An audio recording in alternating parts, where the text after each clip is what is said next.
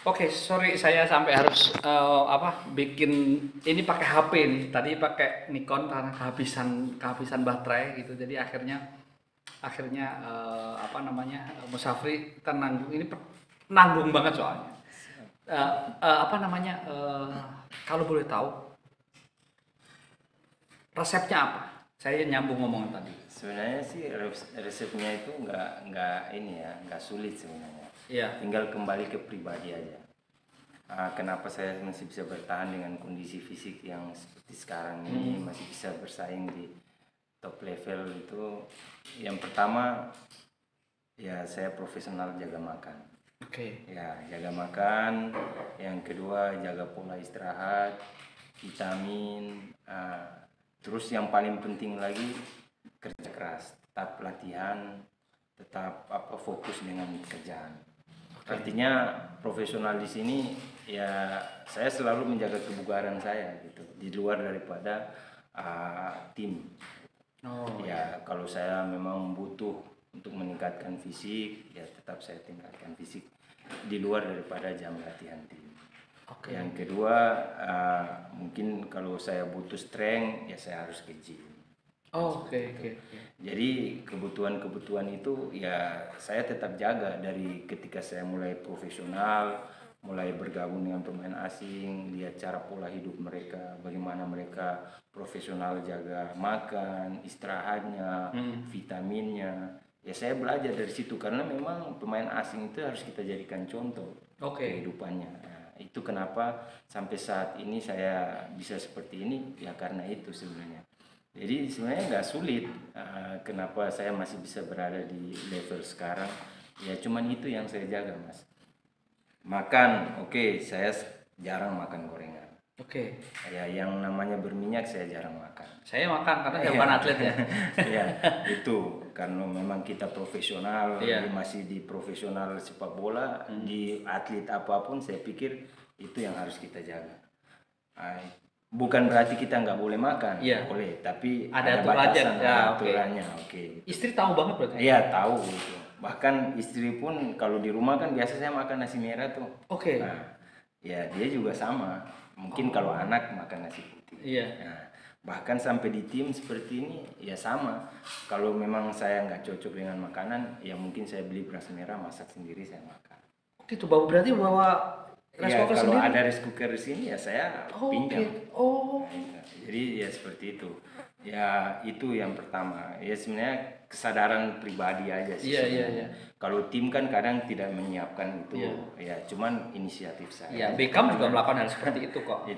Itu yang pertama. Yang kedua mungkin saya butuh vitamin. Minimal mungkin whey protein, BCAA. Ya saya harus konsumsi itu di usia saya yang sekarang. Bukan cuma saya sebenarnya atlet profesional, pemain muda siapa aja memang harus. Karena itu berkaitan dengan bagaimana menjaga tubuh, merawat tubuh. Kan gitu. Sorry, dulu IP-nya tinggi ya? Ya lumayan lah. Lulus dengan 3 koma. Soalnya ketika orangnya kan sebenarnya pendiam, tapi ketika dipancing ngomongan, dia tuh ngomong. Jadi itu jurusannya apa dulu? Dulu saya sosiatri. Sosiatri lagi. Sosiatri itu salah satu ilmu sosial yang nggak mikir soalnya. Kalau komunikasi nggak terlalu banget lah. Saya komunikasi soalnya gitu. Sosiatri itu nggak mikir. Saya tahu karena saya daftar sosiatri nggak keterima. UMBTN-nya. Tahun depan 40 tahun. Kalau masih ada tawaran entah itu atau bahkan mungkin Liga 1 atau masih nerima nggak? Ya insya Allah saya terima. Artinya tidak menutup kemungkinan ke sana. Tapi saya sih berharap kalau ke depan ada pun tawaran, kalau bisa sambil main sekalian jadi asisten, alhamdulillah. Karena memang proses ke sana itu ada, itu harapan saya. Emang pilihan mau jadi pelatih? Ya insya Allah, karena tidak semua pemain bisa menjadi pelatih. Kan seperti itu. Tapi Samin yakin bisa jadi pelatih? Insya Allah, kalau keyakinan itu selalu ada. Karena memang saya hidup dari dulu punya prinsip. Kenapa saya bisa jadi pemain bola sampai saat ini yang seperti ini? Karena memang prinsip saya kuat di sepak bola. Artinya kalau memang saya sudah terjun ke situ ya saya harus all out 100%. Tadi ada pertanyaan lagi nih, mana HP? Jadi, oh ini HP gue di sini lupa. Nanti saya kasih sedikit pertanyaan. Dari banyak klub, hampir 10 klub yang dibela, itu kan banyak pelatih tuh di luar Dejan. Siapa sih yang ini tanpa mengecilkan arti yang lain ya? Siapa yang paling ini pelatih ini kok banyak saya contoh di luar Dejan, Anthony Dejan? Ya sebenarnya Bendol. Bendol. Ya, karena setiap pelatih itu bukan yang saya lihat hanya kualitas bagaimana melatihnya. Bendol tuh keras loh. Iya, ya itu makanya saya bilang di situ mungkin ada sisi positifnya bagaimana beliau disiplin. Keras terhadap pemain tapi sifatnya disiplin kan seperti itu.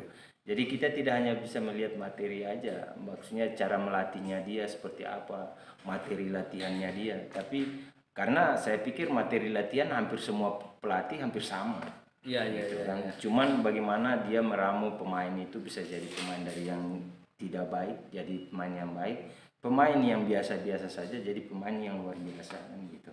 Jadi di situ kita belajar. Artinya saya melihat banyak pelatih metode latihan hampir sama, tapi bagaimana punya aura sebagai seorang pelatih besar bisa menjadikan seorang pemain yang biasa-biasa jadi luar biasa. Itu yang harus banyak kita belajar di situ. Ya salah satunya Bendol. Di luar Dejan Anthony. Di luar Dejan ya Bendol. Terus ada lagi Peter Butler, saya belajar banyak dari beliau. Orang Inggris lagi ya? Inggris ya, bagaimana disiplinnya, bagaimana memotivasi pemain di lapangan, bagaimana dia nggak mau lihat pemain yang malas-malasan di lapangan. Kan seperti itu. Sebenarnya pelatih lokal juga banyak, termasuk salah satunya Om Rudi Kelces. Dengan pengalaman beliau, bagaimana menjadi seorang ayah, bisa jadi mentor, motivator buat yang kita Rudi Kelces itu setahu saya ya, kalau malam mau tidur tuh digetorin satu-satu. Pintunya digetorin satu-satu. Udah makan belum? Gitu. Orangnya ya itu perhatian banget gitu. Ya itu. Selain itu juga saya lihat ada Bendol di sana, ada Dejan, ada Peter Butler. Saya juga pernah ketemu sama pelatih timnas Alfred Riedel. Ya, itu juga luar biasa orangnya. Terus Janu almarhum. Janu. Ya, itu pelatih-pelatih yang keras tapi ya disiplin. Kalau orang sekarang bilang wah terlalu banyak aturan. Terlalu ini. Tapi sebenarnya itu kembali ke kita lagi. Ya kan. Jadi itu maksudnya. Kalau pemain yang bukan idola, yang pemain atas siapapun, itu siapa yang satu aja sebut nama yang kayak menginspirasi sampean gitu, bukan mengidolakan, menginspirasi sampean. Kalau pemain dulu saya lihat Rocky Peterai. Ya, pernah satu tim ya? Ya, nggak pernah, tapi saya pernah main bareng dia. Nah, Rocky Peterai itu termasuk salah satu pemain senior yang saya banyak belajar dari beliau juga. Bagaimana kecepatan, timingnya ini semua. Kalau sekarang kan kayak seperti BP, saya akuin bagus, tidak jelek, bagus. Tapi ya seperti itu, karena tipenya mungkin tipe beda ya. Ya beda tipe. Ya seperti itu. Ya saya belajar banyak selain beliau, ya BP itu juga termasuk. Saya belajar banyak dari beliau, dari Mas BP, dari pemain-pemain asing, striker asing. Itu banyak. Tapi ya salah satunya itu termasuk Kurniawan Wijianto. Itu saya belajar banyak dari Kurniawan satu tim pernah main bareng tapi di Tarkam. Di Tarkam. Tapi sempat ketemu. Ya. Tapi sampai kalau Tarkam misalnya itu ikut nggak? Maksudnya? Nah, kalau undangan teman gitu. Iya, kalau undangan misalkan fun dengan teman, ya kita nggak serius kan maksudnya? Nggak serius main hanya sekedar untuk keringat aja. Iya, apalagi paren gitu-gitu ya. Itu aja sih. Pertanyaan terakhir saya ini mungkin.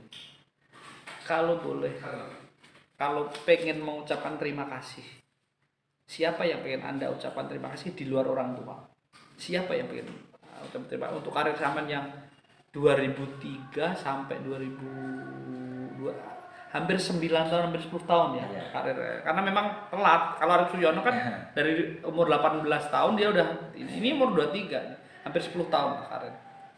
Kira-kira siapa orang yang salah satu atau salah dua orang yang pengen diucapin terima kasih di luar orang tua? Iya, sebenarnya kalau mau ngucapin terima kasih sebenarnya hampir semua pelatih yang saya dapati karena saya belajar banyak, mereka juga yang ini memotivasi saya.